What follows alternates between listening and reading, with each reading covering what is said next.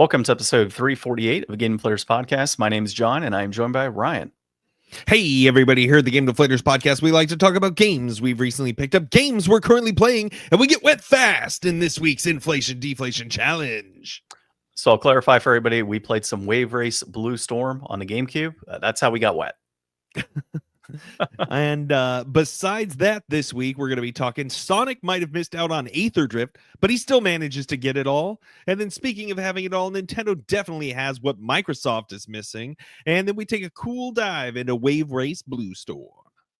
And of course, you can find this episode and all prior episodes of the Game Deflators on thegamedeflators.com, our currently up-to-date website as of this recording. Yeah, it won't be up to date tomorrow, though.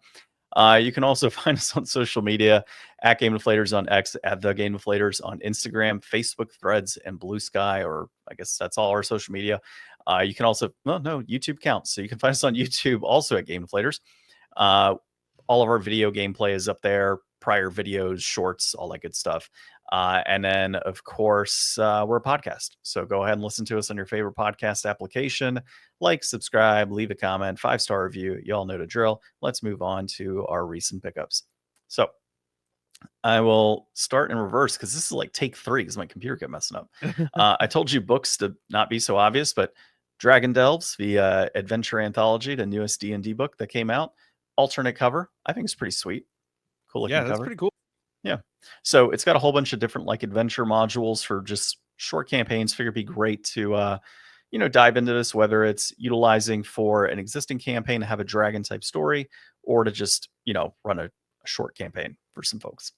The other thing is complementary to my my island-based Ghibli setting, and it is the Wandering Tavern setting. It is not the same company, but the way I see this, it's actually a father and son tabletop creation team, it says. So pretty cool piece. Got both of these actually from Gamers Guild. Yeah, Gamers Guild AZ. So great shipping discount on it. So it was nice.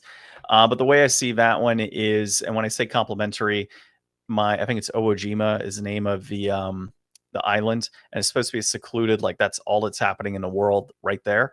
So kind of figured having a wandering tavern float over that in the middle of a campaign would be pretty cool to just have a totally different setting, right? Something they wouldn't expect. Like this is supposed to be all that everybody knows, and hey, here's some random tavern from like another world that they're unaware of. So yeah, that's really pretty cool.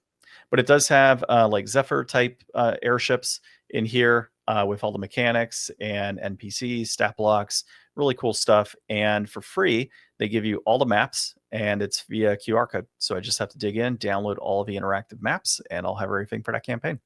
Cool. Or campaign setting. Yep. As far as what I am playing right now, so we kickstarted, my wife and I kickstarted up Tomb Raider again. So Shadow of the Tomb Raider, and really enjoying it. That one, it's kind of taken a bit of time. A lot of that because, we've kind of been on and off with it. But we are, it says 30-something% through the game, but I don't know how much of that is like 30% as in you've collected a whole bunch of stuff and you've progressed, or is it like a true, hey, you're 35% through the game? I think it's the latter, or not the latter, sorry, the prior, where it's you haven't collected everything. So we're going to say 35%, but you're probably more like 75% through. Because we played a good like 8 to 9 hours of gameplay on that. Okay. So yeah, I would figure we're pretty close. And then Symphony of the Night, I've continued to play that. With Symphony of the Night, I am in the Reverse Castle, and I have defeated a number of bosses in there. I'm on probably my 13th hour in that, or 12th hour, I want to say. Maybe so you got to be getting pretty close. I think so. A lot of it's because I'm just dicking around, killing different things. It's a fun game to do that. Yeah.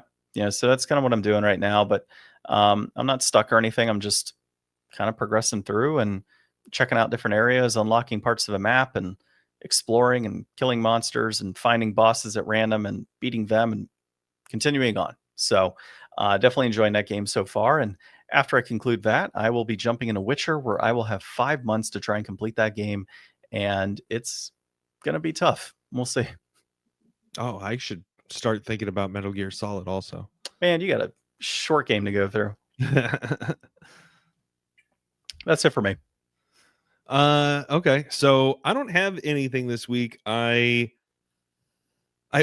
I could share a story. I ordered a playmat for Magic and accidentally had it shipped to my old address. Oh. So I was trying to get into USPS to like reroute it or whatever, and I locked myself out of my account yesterday. And so I was supposed to go in today, and I have not yet done that. So I'm going to try to do that. Otherwise, I contacted like our property manager to see if they can talk to the tenant there and try to intercept and get that to me, perhaps.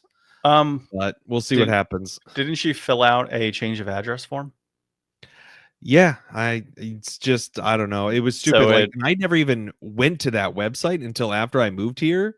And I think what happened was like the email that I usually use for sending mail that I don't want to really have to care about to is usually like an old email.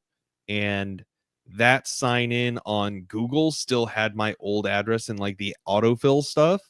So I think when I signed up for an account, I just hit the autofill and didn't even like double check the address. So you changed your address to your old address? Something like that must have happened. I don't know. Gotcha. So, well, it's dumb. I'm trying to get that, but that'll be cool. I'll show that off once it comes. Other than that, playing stuff, I haven't really played too much either, honestly. Played a little bit more Risk of Rain 2. That game's really hard on monsoon difficulty. But I do really like the Void Fiend. I started playing that character and they're pretty fun. nice. Digimon update 2025. I killed 2 more Digimon after getting them all the way up to their like full rank. Did you just kill one last week? Yeah, I mean, you don't really. The one I had actually was alive for like 12 days, and I think the other one was alive for like 9 days or something. But they have to die in order to make new ones. You got to clear out the old ones. So do the new Digimon come in and cannibalize the old Digimon? No, they just damn. They leave a little gravestone behind, and then you just clear away the gravestone and grab an egg. So I'm going to try to do I'm going to try to do like another fusion one. You're desecrating your Digimon graves, clearing them out? No, they just go away. It's fine. They just go away. All right. Yeah, it's all digital. They're cool with it. And Are they, yeah, you're gonna have AI cool. Digimon in the future haunting you. Yeah, I actually one of them did make it all the way through the 100th round in the Coliseum though, so I beat that part of it. Hopefully, I can get this Rust Tyrannomon up and running. That'll be like the next hardest, like long-term goal one to build towards because you got to get 2 all the way up to max level, and then they fuse together to make this one. So once I do that, I could kind of just start filling out like the middle roster of different Digimon. And by the time I get through most of that, hopefully I'll be at the point where I'm like, okay, now I think I'll spend some money and I'll get like the Osmaria or some other version. Probably that one because it's got like a better, I don't know, not story, but it's more interactive in how you do stuff. Gotcha. But that's really all I got this week. Did you play any Magic? Nope, skipped Magic this week. Just kind of keep it a little bit more low key. We did watch some movies. We watched the 28 Days Later and 28 Weeks Later. How was the new one? I hadn't seen the new one yet. Just the first and the second one, and those were pretty good. Oh yes, 28 Years Later is a new one, right? Okay. Yeah, I had never seen the first 2 before, so just cool checking those out. I just skipped right over 28 Months Later. Yeah, maybe it'll be a pretty cool. Yeah, I want to see that one. We actually started watching The Surfer, the new Nick Cage movie. Oh, okay. Yeah, it's weird. Yeah, we've got an hour left, and I don't know what I think about it so far, other than it's weird. Yeah, I fell asleep watching Sinners last night. That was really good. Hopefully, I can go back and finish it before the like rental runs out. Gotcha. It was just like it was like midnight or 1 a.m. or something, and it's too late for me. Yeah, that's on my list too. I gotta. Yeah, you only had 24 hours, right, on the rental, or is it 2 days? It might be 48 hours to finish. I don't remember. Yeah, it's through Amazon Prime. Yeah, I gotta get that one as well. Haven't tried it yet, but it's vampire musical, right? Set in the South. It's not really a musical. I mean, it's got a bunch of music in it, but it is more of like a soundtrack than like what I would call a musical. I mean, there's musicians in it. Gotcha. And it's about them singing, but or some of them singing. It's interesting. Gotcha. It's cool. It actually reminded us a lot of what was the game that we were playing? South of Midnight. Hmm. It has some kind of like tie-in with some of the like lore and things from that a little bit. So that was cool to kind of see that represented again. Isn't it We something need to go like back and finish that game. isn't it something like takes place during like slave times and like I guess the white people or vampires or something? I It's think in that's how it like was described to me. it's in 1932 actually, Oh, okay. but it's So in like so still a racist period of time. yeah, Just it's not in like post Jim Crow, like South, like before World War II, gotcha. probably before World War One. I don't know when World War One was. I forget about Like that. 1912 or something, I think. Okay, so after that one, Yeah, because anyways, like the 20s, and then there was a period of time where it was nothing, and then it went to World War II until I think 39 or 43. Yeah. I don't remember. It was pretty good. We'll avoid embarrassing ourselves with our lack of history knowledge. Well, now I want to know when World War One was, Ryan, because Well, you've got 3 good monitors in front of you and 2 hands. I'm doing it right now. Okay, when was World War One? 1914. I was close, actually. Okay. 1914 to 1918, and then when was World War II?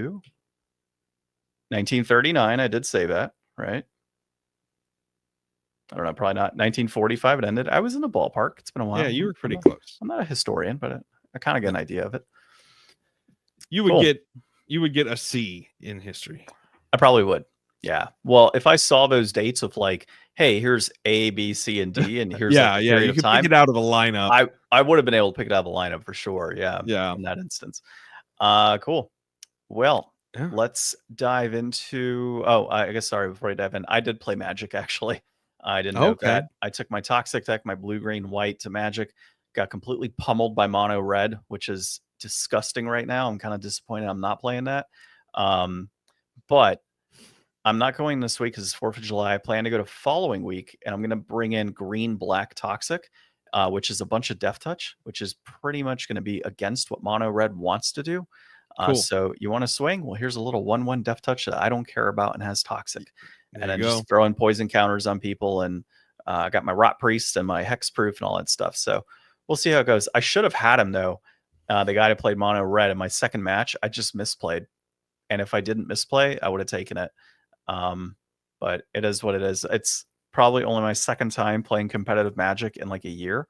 So I was not ready for it in the slightest. Gotta get your gamesmanship up. Aren't you practicing on Arena? No. So I have no idea what's in the meta right now other than Mono Red and like Red Blue, some sort of Red Blue deck. People playing Cloud? I don't know. I don't know. There are some. I did see some Final Fantasy cards, but not a ton. Yeah, whenever I can get this new job, I'll probably kick back into some competitive play because I'll be able to just say, all right, I'm going to buy whatever deck is in the top of the meta and just go from there. So that'll be my goal. That or just buying, more booster boxes and stuff too to kind of increase my pool of cards. It was kind of cool. I had that, like Rob the other day, he was going to go and he ended up not showing. But he was like, hey, do you have whatever copy of this card? I was like, I'm pretty sure I do. I've seen it as I've been sorting. And yeah, sure as hell, I had a play set, and it was in several different like sets that I had. So I was like, all right, well, let me look at TCG. Okay, it's in this set, this set, this set. Went through my cards, found one copy in one set, a couple other of that card in another set, and pulled what he needed and brought it out to the shop. And of course, he canceled on his last moment. But nice. Regardless, it was one of those moments of that's why I've been doing it. Because if I want to find something, I can just dig real quick in those commons and uncommons, and I don't have to go buy cards because I have access to all of them right there. So, the only time I need to buy cards is if it's new standard meta and that's something I want to play if it's new. Otherwise, if it's like Pioneer or Modern, I've got all these cards that I have access to and are all organized individual play sets. So super easy to go through and, find what's necessary and move on. So, nice. All right. First article is yours, sir. Yeah, so transitioning from one Magic to another, Secret Lair Sonic Super Drop. Wizards announced that they are going to do a Sonic the Hedgehog crossover Secret Lair that's going to have, let's see, it's like 1, 2, 3 different drops for this. And I don't know, man, like you're not big on it. I'm not super big on it. You know, all of this Magic Beyond, you know, Universes Beyond and stuff has gone way far beyond like what they were doing with Secret Lair, and now Secret Lair is just churning out like anything and everything.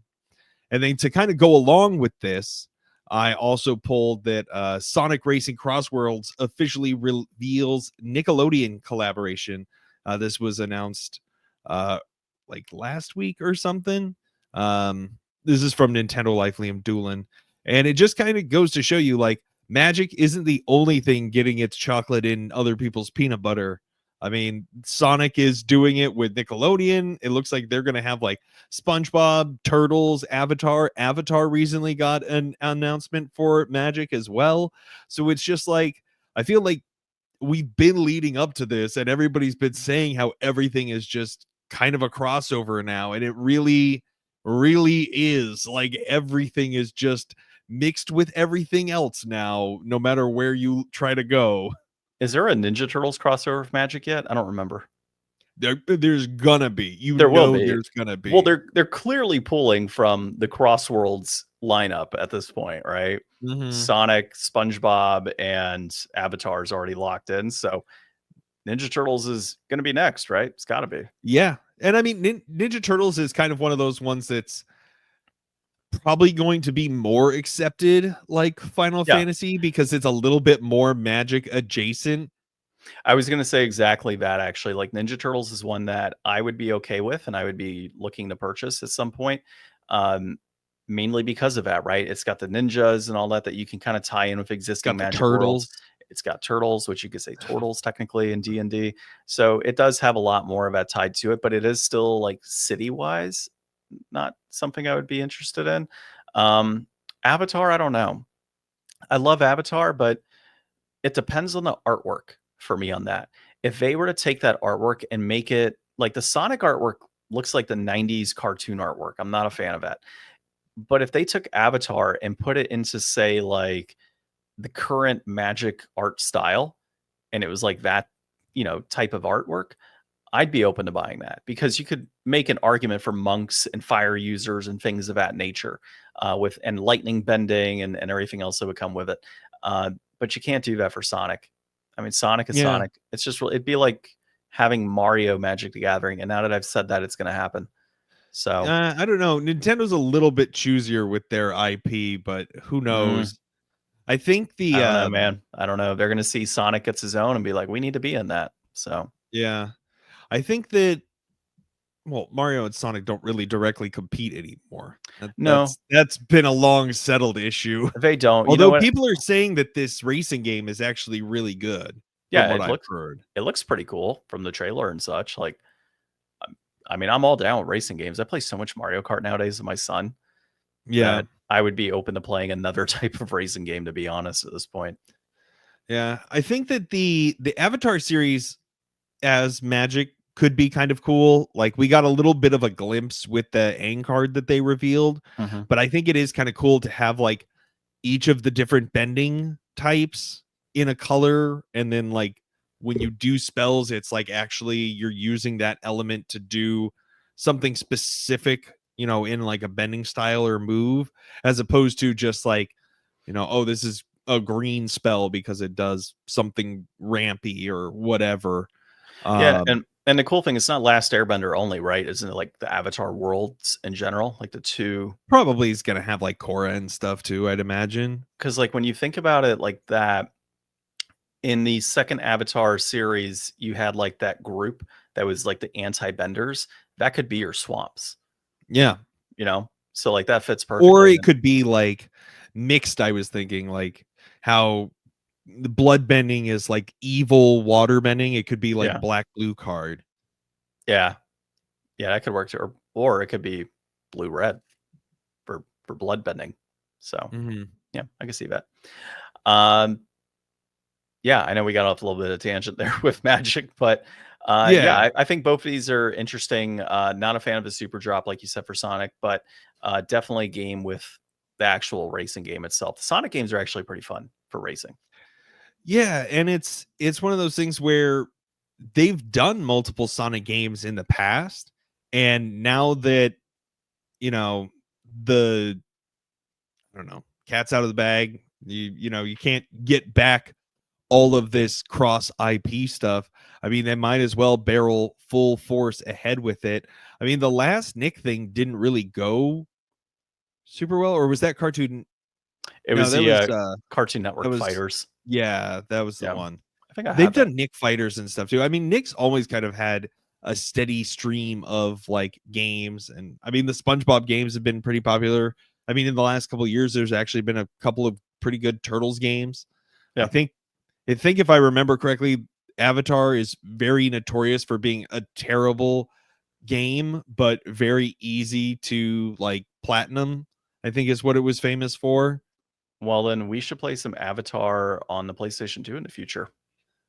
Okay, I guess it wasn't PS2, Well, really? PS2 has one, yeah.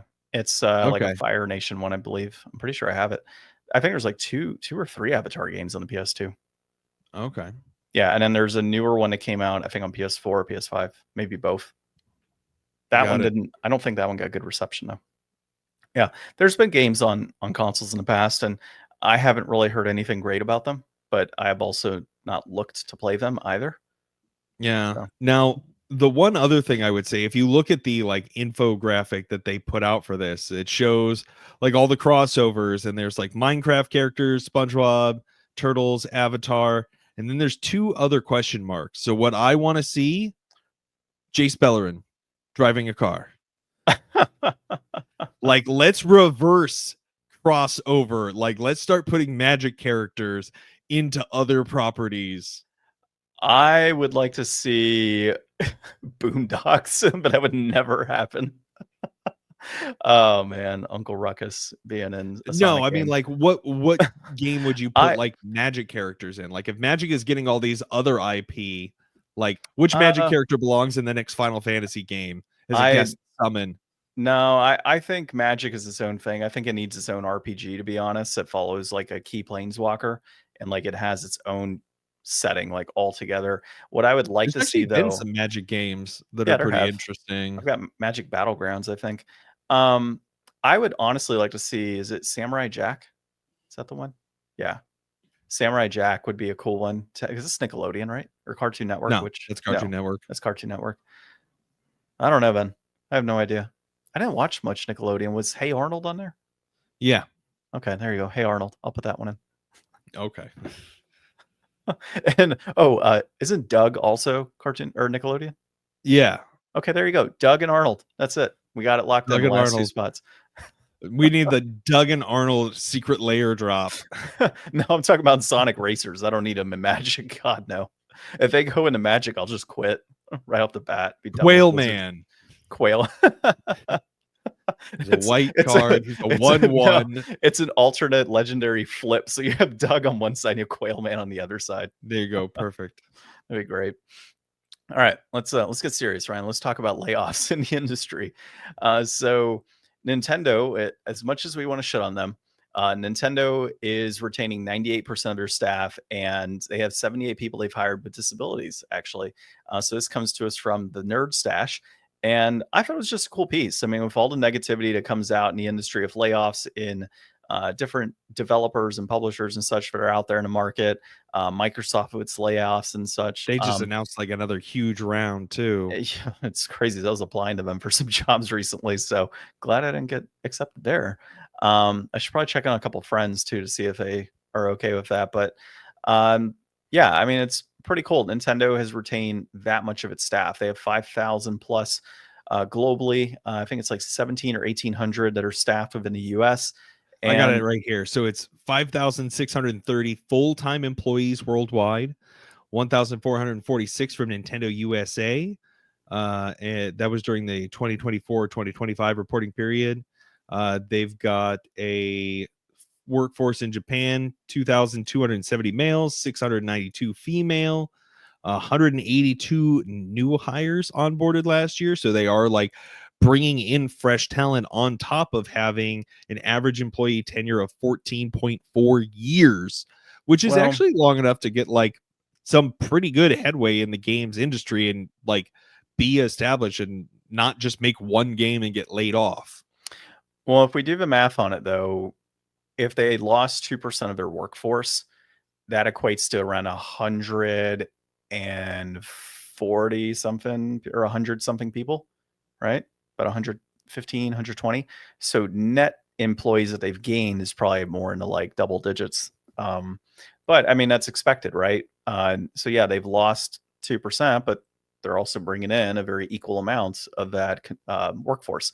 So yeah, I mean, they like to stick it to their consumers, it seems, with FOMO approaches and, keeping high prices throughout the course of a game's lifespan. But hey, good on them in general for keeping people employed. And I mean, their business model makes sense, right? Like most people might not think about it. They might say, hey, Nintendo's doing great things. They're keeping these people employed.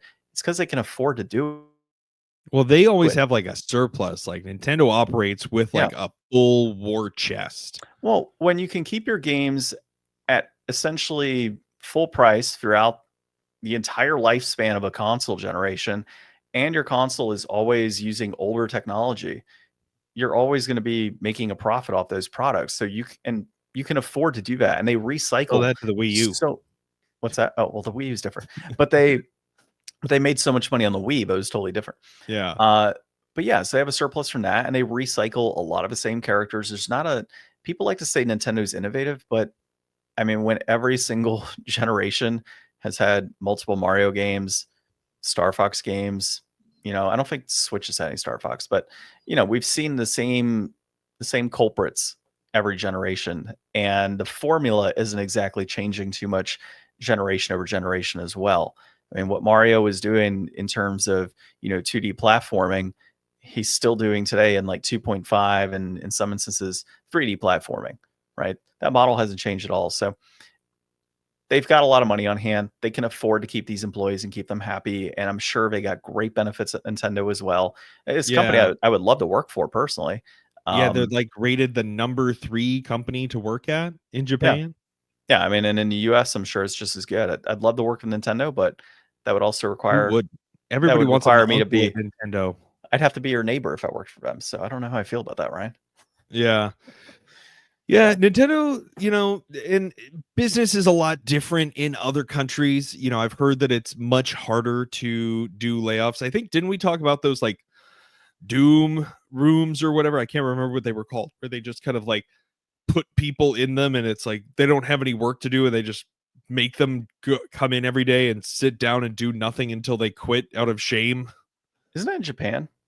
Yeah, so it's Yeah. like Nintendo obviously is like way better than the companies doing that for Well, sure.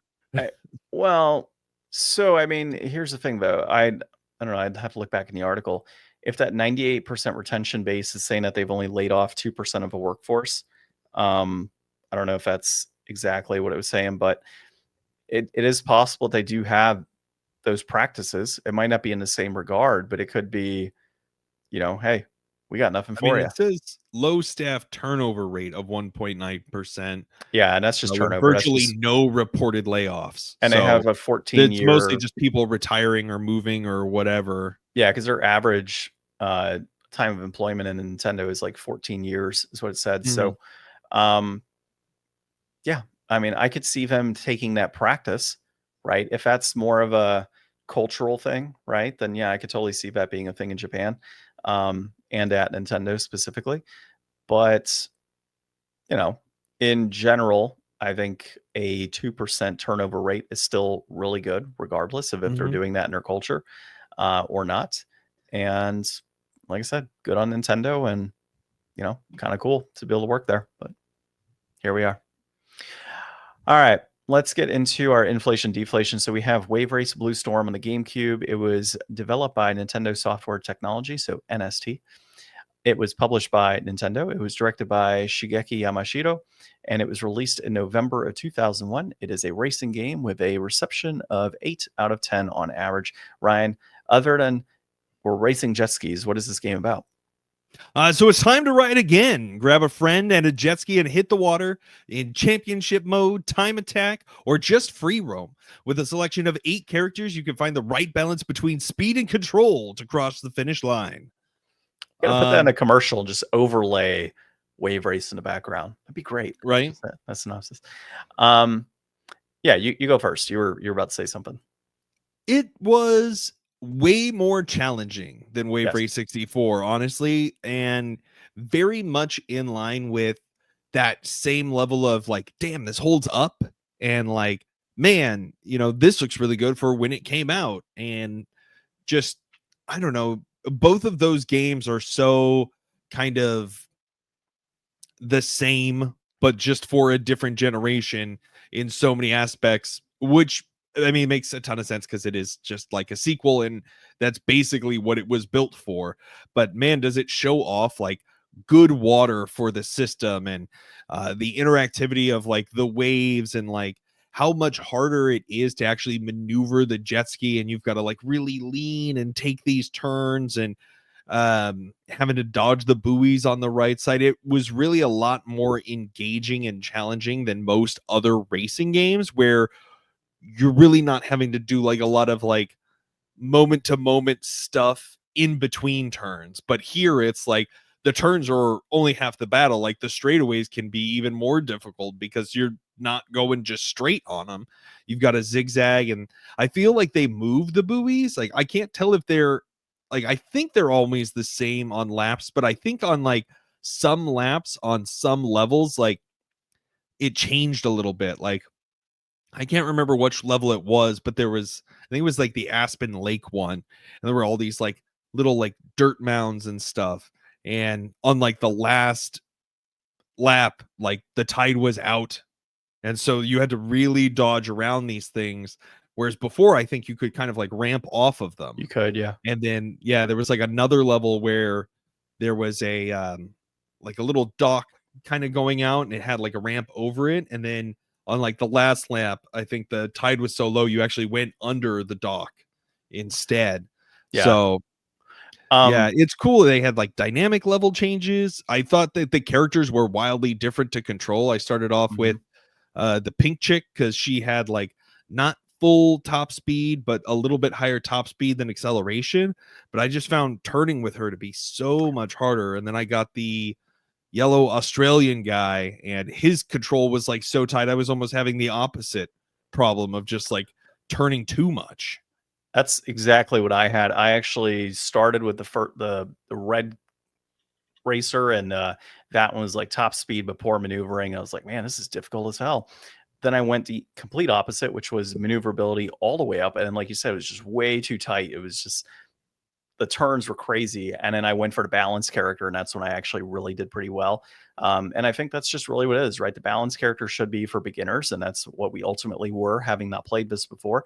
And then I would think as you get better, you would kind of balance out, like if you have a top speed racer, okay, I need to like, maybe not accelerate as I make my turn, and kind of weave through and have some success with that. But the water physics I felt were pretty good. I mean, overall, like different things like storms would, manipulate how high the waves would go or how low the waves were. So you had elements of that.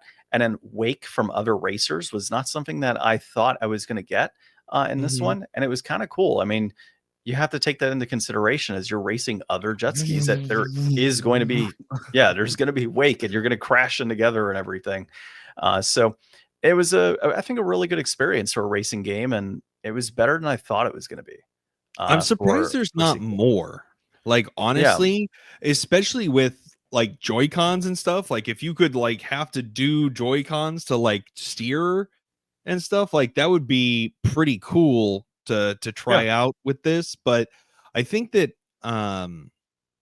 you could really showcase a lot with a game like that if you had the modern, water effects and high def graphics and all that. It could look really cool. But I do feel like in comparison to other racing games, it just doesn't have the longevity, because ultimately at the end of the day, you're just like a person on a jet ski, and there's only so much you're going to really be able to do to like spend time with that. Whereas like in a car game, I mean, you could spend hours in the garage tuning the car and changing the way it looks and doing all this crazy visual stuff. And I just don't feel like people are ever going to have that kind of attachment to trying to like customize and make a really cool jet ski to show off in a race. I don't think Yeah. that's going to happen the way it does with a car.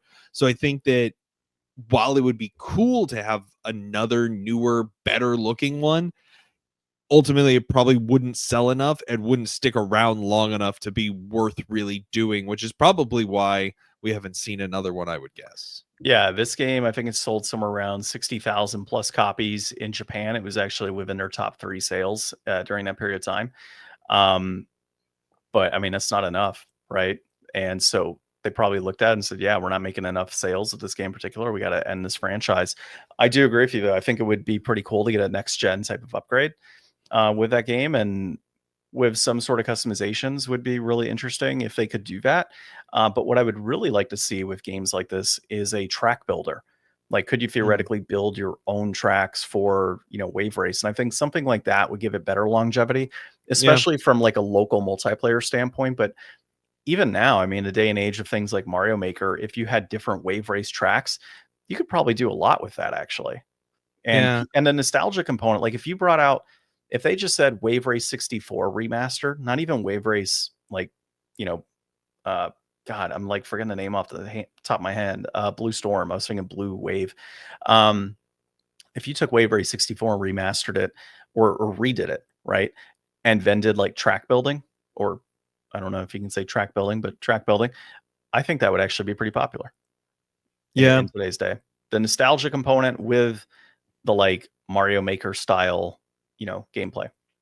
Yeah. The other thing that could be potentially cool is like, I'm sure Nintendo has more games like this that are, you know, pretty not easy to make, but I mean, less full than other games in a way where you could potentially bundle them together. Like, it could be cool to maybe not have a new Wave Race, but to have a new me resort that features like a well-crafted, Wave Race inspired game type inside of it.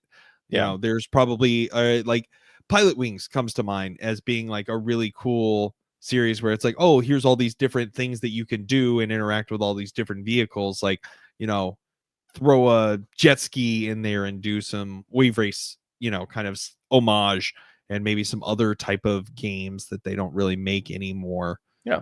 That would be pretty cool. Well, Or even like a Mario mini game for like Mario Party. yeah. Yeah, I can even see that. Personally, I would love to have this just put out again, like Yeah. in modern I'm console sure play. this will hit NSO like the first one. Like, now that they've got the GameCube up and running on a Switch 2, this would be Yeah. a great one for that, and see if it's got any legs. Yeah. I mean, and maybe they're kind of doing that Netflix approach, right? Where, hey, let's throw something on there. And if it actually is like super popular and it does well for us, and we can look at sequels and things of that nature, it would make sense, right? They got the numbers to see who's playing what and how long. And this has Um, like 8 racers in it, so you could probably do like 8 player online oh yeah. multiplayer versus, which would probably be really chaotic. Oh yeah. I think that'd be pretty cool. Just like Mario Kart 12 racers. Mm-hmm. But looking at brass tacks here, so complete in box is 1725. That peaked at 2140 in April of 2023. Price is holding pretty steady.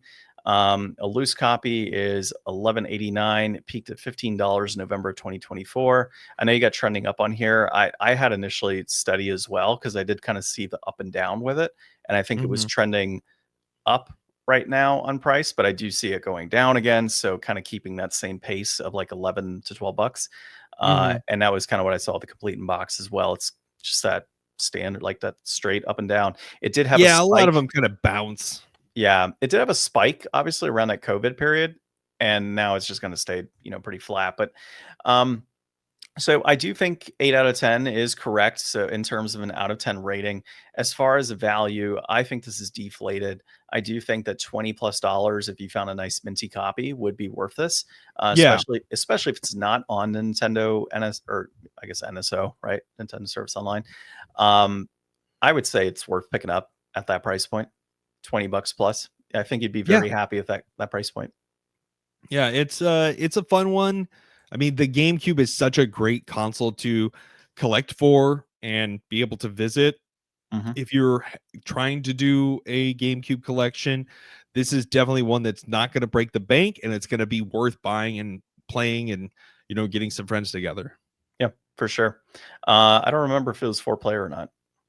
Do you know? It's got to be. Like It's gotta be everything 4-player. is. I would think so, yeah. Well, all right. So this one's deflated. Hey, we got some good ones. I don't know what we're playing next week. We'll figure that out. But until then, this has been episode 348 of the Game Deflators Podcast. My name is John. I'm Ryan. And thanks for listening.